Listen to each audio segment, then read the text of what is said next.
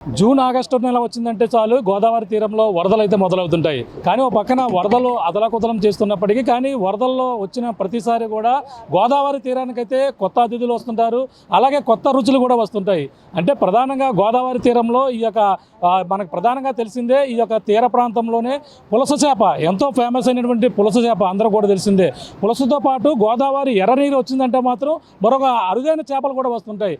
అదే చేపలు మన ప్రధానంగా చూసుకుంటే చీరమీన, అంటే మరి చిన్న చిన్న చేపలు ఉంటాయి, దానినే చీరమీన అంటారు. వాటిని ఈ యొక్క గోదావరి తీర ప్రాంతంలో చీరలతో కూడా పడుతుంటారు. ఓ పక్కన ఎర్రనీరు వచ్చి గోదావరి ఈ విధంగా పొంగుతుంటే మరో పక్కన చీరలతో చేపలు పడుతూ అలాగే వలలతో కూడా చేపలు పడుతూ ఈ యొక్క ధవళేశ్వరం కావచ్చు యానం పొడుగునా కూడా చేపలు పడుతుంటారు. తాజాగా ఒక ఏదైతే మనకి పులసగా చెప్పుకున్న పులస ఇతర ప్రాంతాల నుంచి ఇక్కడ వలస రావడం, ఆ ఇలస కాస్త పులసగా మారడం ఇవన్నీ కూడా తెలిసిందే. తాజాగా యానంలో ఒక పులస చేప కేజీన్నర పులస చేప కూడా లభ్యమైంది. దానిని కూడా ఒక మాంసప్రియులు ఎవరైతే ఉన్నారో చేపల ఇష్టంగా తినేవారు వాళ్ళు ప్రధానంగా 15,000 రూపాయలకైతే కొనుగోలు చేసినటువంటి పరిస్థితి ఉంది.